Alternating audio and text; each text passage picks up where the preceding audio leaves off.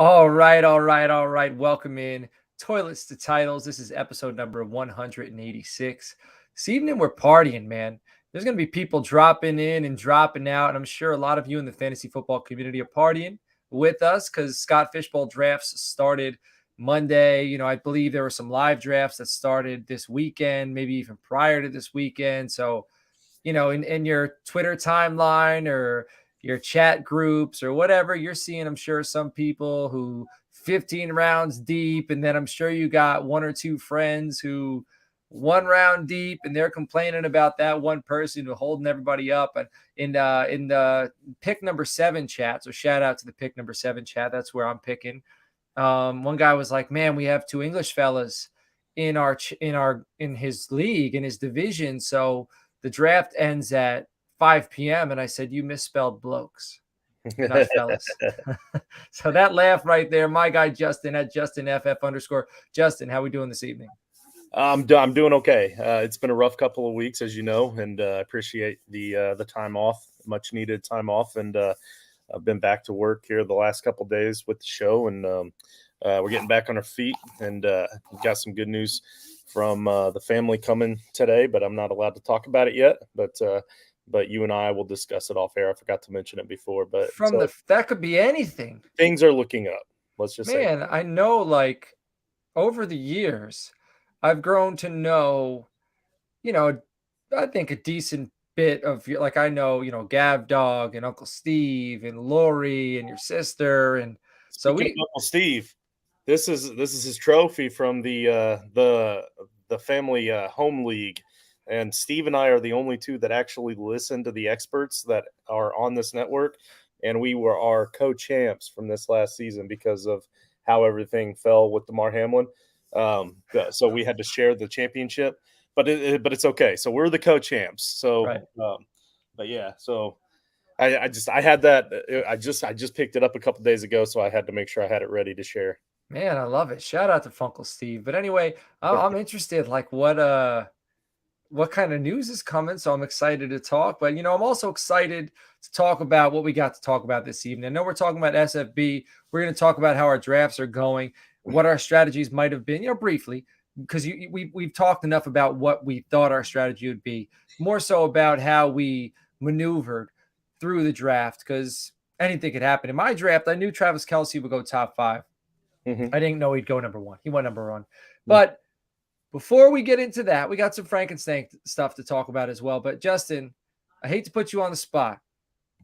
We got some super exciting news. We didn't talk about this off air, but this is something we've kind of been working on for months. You know what I'm saying? And it has to do with Rival Fantasy. And can you give the listeners an update about Rival Fantasy and what we have going on with Rival Fantasy? Absolutely, I can. Hey, everyone. We here at Toilets to Titles are crazy excited to announce that we now have an affiliation with Rival Fantasy. It's a new betting website that is unlike anything that you've ever seen before. It's not traditional bets. There's a lot of prop bets. There is a special game that they have, a bingo game that's actually extremely fun. I've played their bingo card a little bit with their Major League Baseball, but the NFL is right around the corner, and we know that you've been pouring money into DraftKings. You've been pouring money into all the other places like that. But here's the thing. Like I said, these bets are nothing like that. And since it's a new site, you probably don't have an account. And for a first-time sign-up, they will match your deposit. But here's something a little extra special for you. They'll match that up to $200. So let's say you drop $200 in that new account, and it's now at $400. But if you use this right here and go to joinrival.com/titletribe, just like you see here on the screen, then they're going to kick in an extra bonus $25 just for using our code. And that's up to $200. So if you don't want to drop that much cash on a new site, whatever you drop in there up to $200, they will match, and you'll get the $25 automatically. If you want to go to the website itself and look around first, and you're already on rivalfantasy.com and you're searching around, and then you decide, you know what, this does look pretty fun. You click to start a new account. Make sure you hit that promo code TitleTribe right there. Have fun with it, guys. And we're also going to have a new weekly show rolling out this week for Rival Fantasy and all the different ways to bet on the site. So it's going to be a lot of fun. All And right. and Nate and I are actually going to be recording that new episode tomorrow night. We're going to drop it on Thursday. So not sure Excellent. on what time yet. I got to look at the schedule. All right. Just more ways for you all to win and be winners, and more ways for us to help you win some money, win some stuff, go from the toilets to the titles.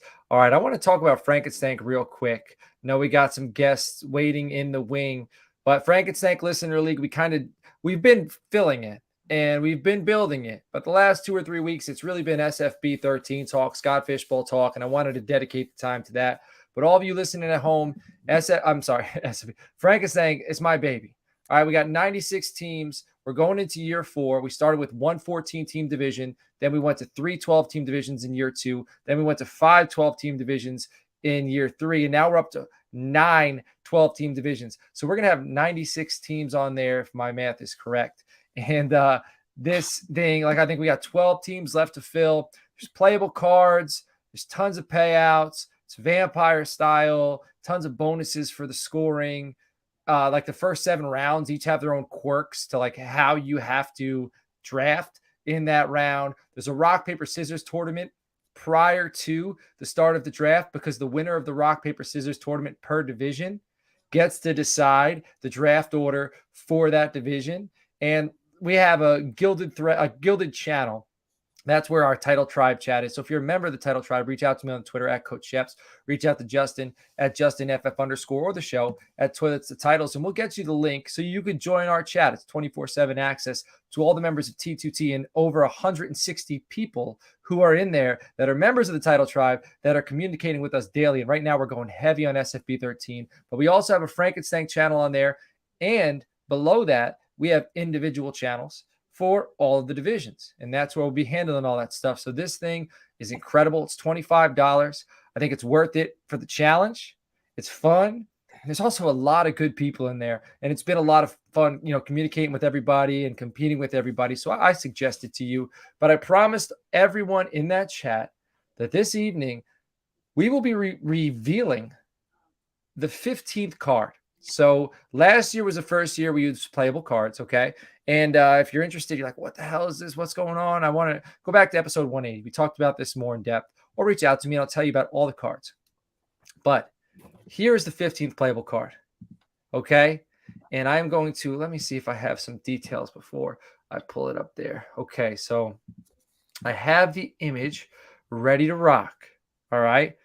They are, you know what? Let me, I have to change some things here just to make sure it looks okay when I pull it up.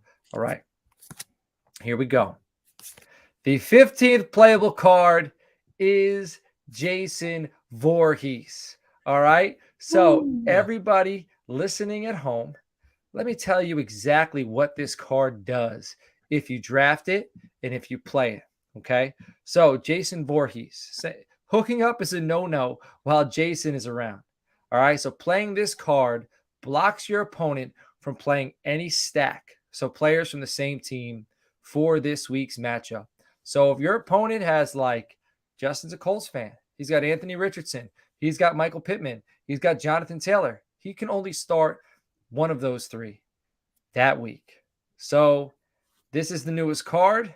Draft it. I'm interested to see what everybody thinks in the comments, and everybody in the Frankenstank channel on Gilded. Let me know what you think of the 15th card. Justin, what are your thoughts? I love it. As a horror fan, if you are a horror fan, you love this card just because we finally got another classic in there. We got Freddy Krueger in there a few weeks ago.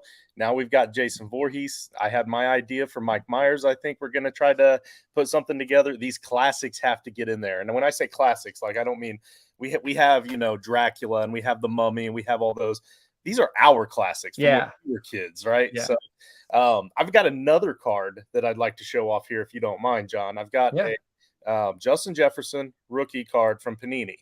Here's the deal, guys. Uncle Steve has a free giveaway that he wants to give away, and he wants to give it away to somebody that's going to type into the comments. Here's the thing. You have to follow us, or you have to subscribe on YouTube. You have to follow us on Twitter or TikTok or both. And you got to comment where we can get a hold of you as far as DMs so that I can mail it to you. I need your address so I can mail this to you, and you get a free entry into the Frankenstank. Just got to comment in the comment section. All right, awesome. And man, I'm buzzing. I'm buzzing because there's also a card coming out next week, and I'm buzzed about it. I'm pretty fired up. I'm pretty excited. So stay tuned next week. We'll be revealing the 16th card, and then we'll finalize a card What's that your clue for that one? You, was. you usually drop some pretty good clues. What's our clue for that one? Are you serious? Yeah. Do you have a clue? You're gonna have to go back and listen to this episode for the clue, my friend. Oh, you already dropped it. Yeah. Oh yeah. All right. Don't. If you think about it, I don't want to hear it, but I did. Yeah. The clue is there. All Okay. right. And anybody who's interested, you could DM me separately. All right. I don't want to see it in the Frankenstank chat. Just don't let everybody know. But if you think you know, DM me, and if so, I will tell you, and I will show you the card before everybody else knows. All right. I like to leave some breadcrumbs. All right. Let's move on to SFB 13 chat. Before we do that, if you want to support the show, patreon.com/toilets to titles. There's like 6 tiers on there. Cheapest tier is $1.50. Tier 1 gets you into our Patreon exclusive chat. It also guarantees you entry into Frankenstank every year, because I assume at some point it's going to take off. It's probably going to be much harder to get into this thing after next year. And then from there on, each tier, just more and more stuff. And it helps us. We try to do stuff for the community, and we try to go places to get you live exclusive content, stuff that we hope you want to see. We try to interact with you. So hopefully we're creating things and bringing things to our Patreon community that keeps them excited and have them happy to be a part of the Title Tribe Patreon. So Justin, I know we're going to talk our teams, right? But before we do that, we got a guest here. All right. So I figure, why don't we bring on the guest? All right. Let's do that. Let's bring on the guest. All right. And we will introduce right now. This is Leo Grandio. All right. I hope I pronounced your last name correctly. At Smooth1074. He's a contributor for Fighting Chance Fantasy, which is at FCF Fantasy Sports. So it's FC Fantasy, but I said FCF Fantasy, which you could also pronounce it that way if you're Christopher Walken, which I'm not. All right. So Leo, what division are you in? Kind of what was your strategy going into the draft? And then were you able to stick to that strategy, or did you have to kind of turn hard left or hard right to kind of adapt? First of all, thank you so much for inviting me. I really appreciate that. I went into the draft thinking like I wanted to go with I had a top 6 pick, so I wanted to make sure that I had a solid quarterback or Travis Kelce, whatever fell to me. After that, whoever I wanted to try to get at least a running back in the second round, and from then on, I just go however the draft may go. Anything. These drafts go sideways really quick, so I always adapt to the drafts as they come, and so that's pretty much how I would usually go in every single fantasy draft. Just go in there and adapt how it goes. So you are currently 6 picks in. You got Jalen Hurts, Jonathan Taylor, AJ Brown, Tony Pollard, Derek Carr, and Amari Cooper. So first let's talk about Derek Carr pick in the 5th round.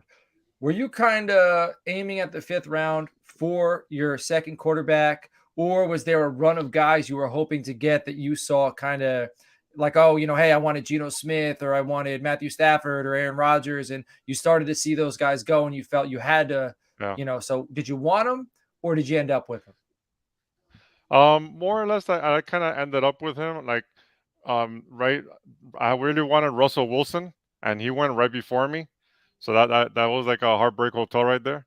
And then after I picked Derek Carr, there was like a huge run of quarterbacks, because everybody that was after me only had like one quarterback, so I knew the big run was coming. So at least I wanted to make sure I had a solid quarterback. And during the draft today, I was able to pick up Brock Purdy to cover myself just in case. Excellent. So have you taken a tight end yet? Tight end I haven't taken yet. I'm gonna hopefully get one now when I come up now. We're now in the 11th round. Okay. So I've been we'll see what comes to me now. All right, who's left? Do you have a list of Give me 1 second, I'll tell you right now. Yeah, no problem. I do like Hurts, JT, Brown, and then Tony Pollard in the 4th round is phenomenal value. You know, I like that a lot. And then Amari Cooper, I'm considering taking Amari Cooper as my wide receiver 1 in the 6th or 7th round. So I like him as your 2. Yeah. I really wanted to. I was almost gonna pick AJ Brown with my second pick, but I couldn't let go of JT there, and when he fell to me in the 3rd round, I was so happy.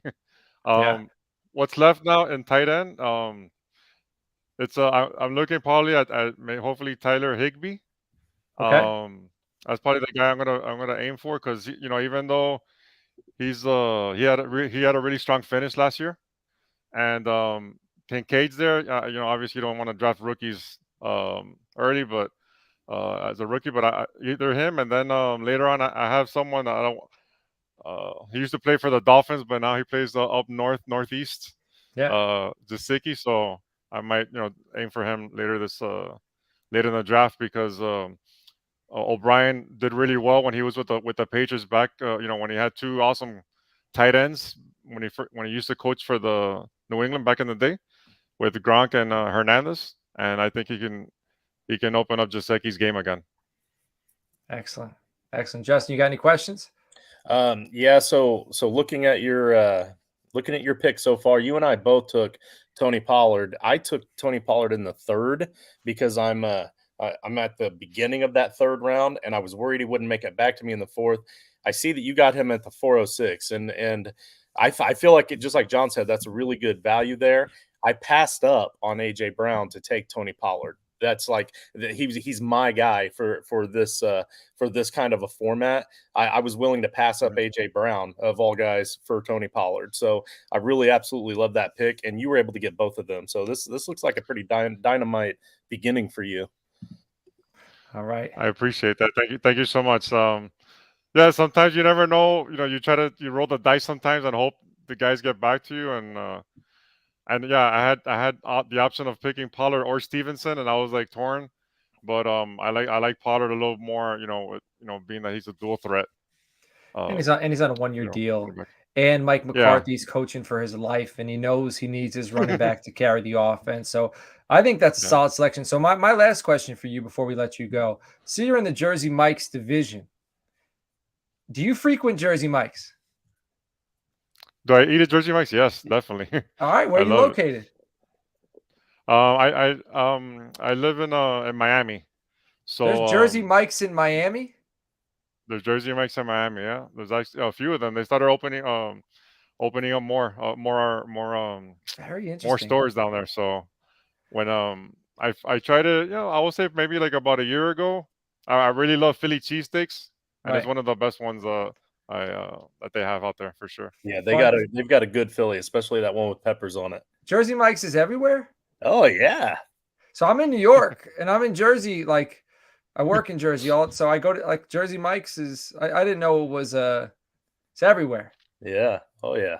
Very interesting. Well, that's good to know. So Mike's getting around. So he's no longer Jersey Mike. He's worldwide Mike. All right, let's put in a change for that. But man, Leo, before we let you go, why don't you let everybody know what you're doing, where they can find you, and if you got any content coming out anytime soon. I appreciate it. Thank you so much. What I do, I write for Fighting Chance Fantasy. I might try to do some podcasts with them this year. I do one of the articles that I really focus on is it's called preemptive strikes, which is basically like kind of like an article I do right before the games on Sunday, and try to beat the waiver wire. You want to beat your league mates, so I do a list, kind of like a waiver wire list before even the games are played, so you can kind of beat your league mates to the punch and pick up those guys. I also help out doing some start and sit articles during the season, and also work on some Dynasty articles as well from time to time. Is there a website for those articles that they can find?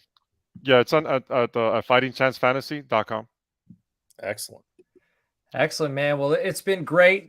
And you might have heard a little bit about the Frankenstank League. So if you're interested, my DMs are open. We got a spot for you. So good luck in the rest of SFB 13. Have a good evening, and we will catch you later, my man. You too. Thanks so much. Thanks again for inviting me. I appreciate it. Have a No good night. problem. Thanks for coming. Appreciate you. Okay, thanks. All right, man. So I want to hear about your team. I want to hear about your division. But before we do that, I want to let everybody know if you're watching on the YouTube, it'd be greatly appreciated if you like, comment, hit the subscribe button, all that good stuff. If you're in SFB 13, you're watching us, comment with what your team looks like right now. Comment what your thoughts are on the teams we're discussing this evening. And if you have Apple Podcasts, throw us a 5-star review. If you want to get in Frankenstank, and if you throw us a 5-star review and it's good, like it's something real good, take a screen cap of it, DM it to me on the Twitter at Coach Epps. If it's good enough, like if it makes me blush, I'm going to give you a free entry into the 2023 Frankenstank League. So Justin, you're up. All right. I know you're 3 rounds in. Let's hear about kind of a little bit of what your strategy was. Because I know you kind of weren't, you were off a little bit. You had some stuff going on.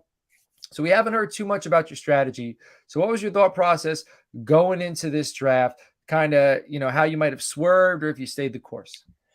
Well, I had the 109 and I swerved right out the gate because I had absolutely zero intention of taking a wide receiver until much later, like 6th, 8th round. Why'd you swerve? Well, I swerved because I'm at the 109 and I'm sitting there looking at who was taken. There was one running back, CMC, and there was Travis Kelce that was off the board. The rest of them were all quarterbacks. So I had the number 1 wide receiver, the man, the myth, the legend, Justin Jefferson himself.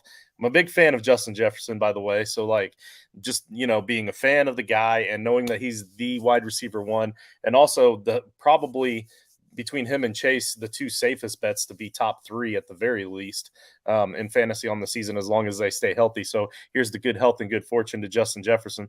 But so I took him with my first overall pick, and then that just completely changes my entire strategy because I am a running back kind of guy, right? But with this format, I know you have to have one of the top tight ends. You have to have one of the top tight ends to be able to stay competitive because it's not about win-loss record so much with Scott Fishbowl as it is points scored on the season. And they get so many extra points for reception and first downs for tight ends. You got to get one of the top guys. So in that second round, that 204, even though I was looking at Jonathan Taylor, Colts fan, right? Saquon Barkley, I'm a big advocate of Barkley. Cooper Kupp was there.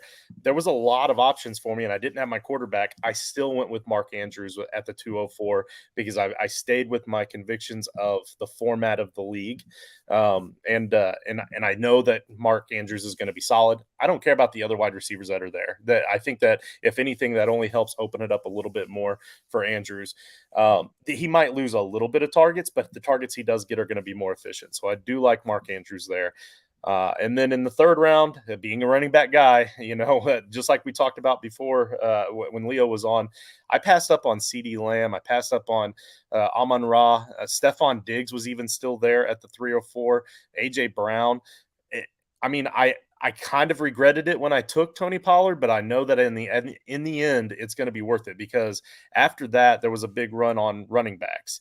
So I'm kind of worried about what kind of running backs are going to be left when it gets back around to me for that 4th round pick. So I'm kind of glad that I still took Tony Pollard there at the 304. And now I am 4 picks away, 5 picks away from my 4th round pick. Who are you hoping for with your 4th round selection? If you have like 2 or 3 names, you're kind of banking on hopefully one of these guys is here. Is it a quarterback? It is a quarterback, or I'm kind of thinking again. Richardson's still there? I don't know. Let me see. Right now for quarterbacks, we have Richardson is gone. Really? Yeah. Richardson went in the 3rd round, I believe. He went 5th. But we have honestly, as far as quarterback goes, there's only one left that I really want. I feel like I'm going to have to take him in the 4th round, even though I think it's a little bit of a reach, and that's Aaron Rodgers. The only way that I'm not going to take Aaron Rodgers there is and again, I don't want to go wide receiver again, but I think that Garrett Wilson is going to be a top 5 wide receiver. I think it's a dead lock that he's going to be a top 5 wide receiver. Man, you could probably go Garrett Wilson 2.9 and Aaron Rodgers at, I'm sorry, 4.9 and Aaron Rodgers at 5.4.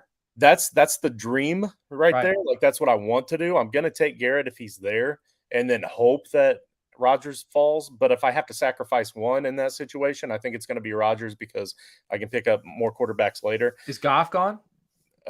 He's not, but I'm never going to go Goff. I think he's ideal for this format. I think that offense is going to be electric this year. I'm telling you, I think he's. We'll see. He's going to be like Kirk Cousins. We'll see. I still think that Aaron Rodgers is going to be. You think Amon-Ra St. Brown's going to have a huge year? I think he'll have a huge year, yeah. You think Jahmyr Gibbs is going to have a huge year out of the backfield? Probably, yeah. You think Sam Laporta is going to be a decent for a rookie tight end? He's going to, yeah, maybe. But he's going to be. I don't think he's going to be an elite player. Do you remember? Go ahead. I'm sorry. You remember when Jared Goff was playing for the Rams and they were winning games like crazy, and all the other players were scoring a bunch of fantasy points? He still sucked and didn't score a whole lot of points. He didn't suck until he sucked. Well, yeah, that's the thing. He was good while they were good until teams figured him out. They went to the Super Bowl. They lost. After that, he was very good. Fantasy though, at best, he was a good game manager. I don't know. We're gonna have to go back and look at scoring. I think what I'd bathroom board that Jared Goff outscores Aaron Rodgers this year in fantasy. Deal. You got to put that on the board. Yeah, you have access to it because I can never find it. So I'll write it down for now, and then I'll go back and find it. All right. I think he's going to do well, man. I think he's kind of settled in, and I don't think he's great, but I think he's going to do well. Nate says, "Come on, coach." The offense is going to be good. I think the offense is going to be good, and he's going to be getting them the football. Nate, you can get on that bet too, my friend. Talk is cheap. Whatever. You can think Goff stinks, but that offense is going to be good. He's going to be scoring points for him. All right, and shout out to Nate anyway, who's in the chat. If you're listening at home and you're not watching and you hear me talk to somebody who's not here, it's somebody in the comments. I don't think he'll be top 5 or 10 either, but I don't think Aaron Rodgers is going to be top 5 or 10. So Nate said he'll be fine, but not. I think Rodgers might finish 14 and Goff finishes 13. I think it's going to be very close, but it's close enough that I'm willing to bet it. Russell Wilson's an interesting guy. He fell apart, but Sean Payton's there, so there's a lot of interest. But all right, I'm interested to hear how this draft plays out for you. My draft. So you're in the Budweiser division, which is perfect for you. I'm in the high C division, so I like that. Now, when I started out the draft, I originally was at 1-4, but then I did a bunch of mocks, and I loved how 1-7 and 1-8 played out. And I was hoping for Lamar Jackson or Justin Fields. And I think I even had Justin Fields in my pre-draft rankings ahead of Lamar Jackson. And I also had Justin Herbert ahead of him. But when I got to the draft, like you said, the points, the ceiling, I just went for ceiling. I love Justin Herbert with Kellen Moore this year. I love all those weapons. They added Quentin Johnson.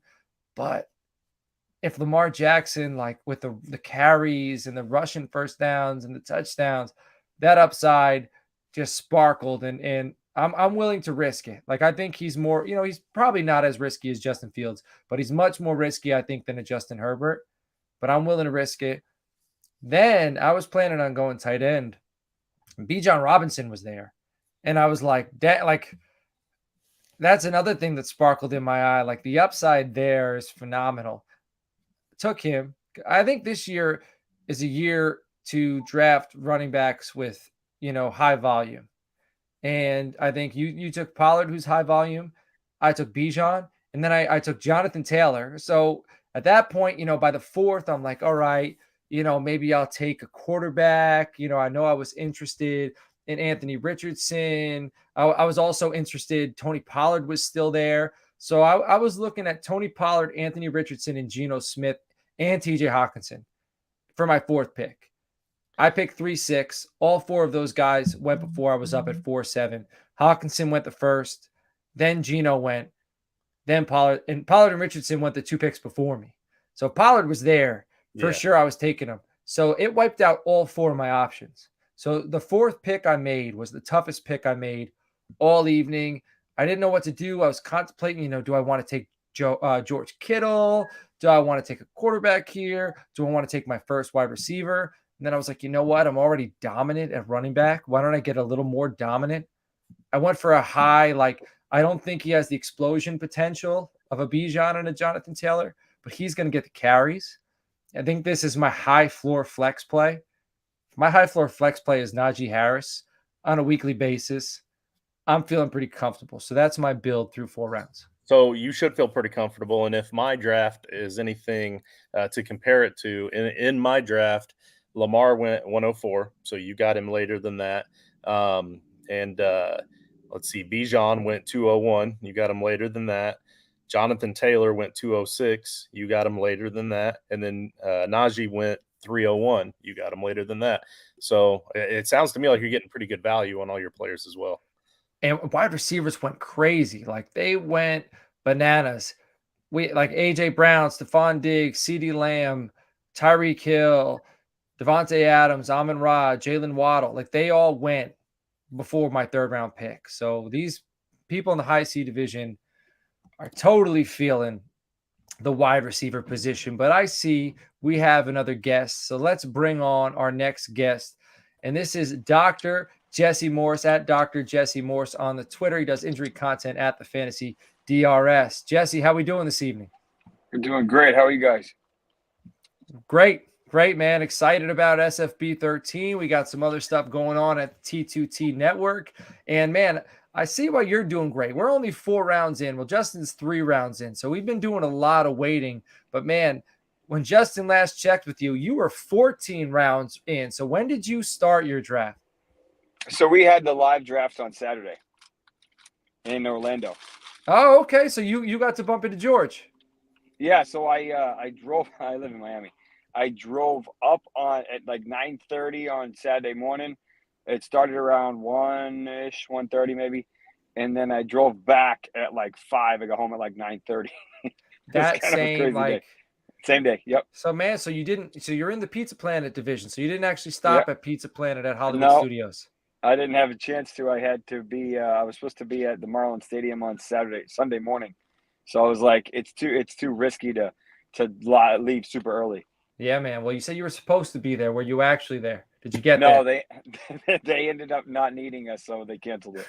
Oh man, all that running. But you know what? At least you got back home. You got to be in your own bed. I know when I'm far away, yeah. I'd much rather be in my own bed. But Jesse, we're glad you joined us, man. We appreciate your time. Why don't you kind of quickly tell us about what your strategy was going into this draft, and then tell us about, have you ever drafted SFB live in person, and what was it like, on the fly? Yeah. How much time did you have to pick? Like, what was that all like? It's a new experience for me. Yeah, so I didn't have a chance to do it last year live. I love live drafting. I haven't live drafted probably since 17 or 18. COVID kind of screwed a lot of things up for a lot of people, obviously. But I've been in Scott Fishbowl for I think 3 or 4 years now, maybe 4 or 5. Each year is kind of crazy and kind of, I usually just have fun with it. This year I did a little bit more strategy. I ended up really targeting high level QBs. I had the 102. So the only question was whether or not Kittle was going to be available. He wasn't. He ended up going 1-1. You mean Kelsey? Sorry, Kelsey. Yeah, I got you. I knew what you meant. Not Kittle, thank God. But as a result, I was like, well, I'm going to have to go for a high floor QB. I know some information that the rest of the planet doesn't have. So I avoided certain players. We'll just say that. And then I should have, in hindsight, probably went Hurts, but he is a little bit, I wouldn't say injury prone, but he's had issues with injuries, whereas Josh Allen has been really, really reliable. And I think I just don't know if repeating Mahomes' monster season is possible. If you look at the stats, he went nuclear last year. His highest level, anybody's highest level of QB in the past 15 years. It was crazy. So I think Josh Allen had the highest floor and a very, very high upside. So I ended up going Allen.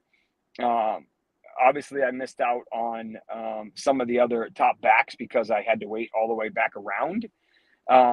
And my second pick, I was trying to decide, if I want an elite back, if I want, because they had the reversal. So then I'm like, I'm going to lose it again. So I ended up stacking with Diggs. And, if you look at the stats and you look at the way this plays out, wide receivers are not that valuable compared to tight ends, and compared to bell cows. They're just not. Justin Jefferson, I think, is about the same as Mark Andrews. If you projected like last year's projections for this year, so the disparity is a little unique. And then I just kept getting sniped for running backs left and right. I did not want Breece Hall, not as my RB1, but I wanted Pollard like you guys did. I wanted Pollard. He's one of my favorites this year, but I got it sniped like two or three picks before me. Is Roshan still available in your draft? Nope. No, he went like 10th round, 11th round, maybe. I like him, man. If anybody needs like a third running back, I think he's going to be good value. Yeah, I mean, the running backs ended up going pretty quickly, and then I kept making the decision, hey, should I get a running back? And then, hey, should I do this? And I ended up skipping running backs, and it ended up kind of burning me a little bit. So I ended up with Kamara, who in hindsight might actually play out well. And then I got Perrine, who I think I played that because of Javante's knee. And then I ended up getting Kincaid later to stack again, because I think they'll use him in a 12 personnel a lot more. I ended up getting Lockett, who I like. I got Geno as my my QB2 in like the 4th or 5th, which is pretty good. And then, I was trying to target a lot of the bell cows, but they went kind of early. Like there were two teams, the 11th and 12th team in Pizza Planet. They didn't draft QBs until like the 7th round, 8th round. So they just stacked, and like they were loaded, but it hurt the rest of us because, they were just taking all these elite players.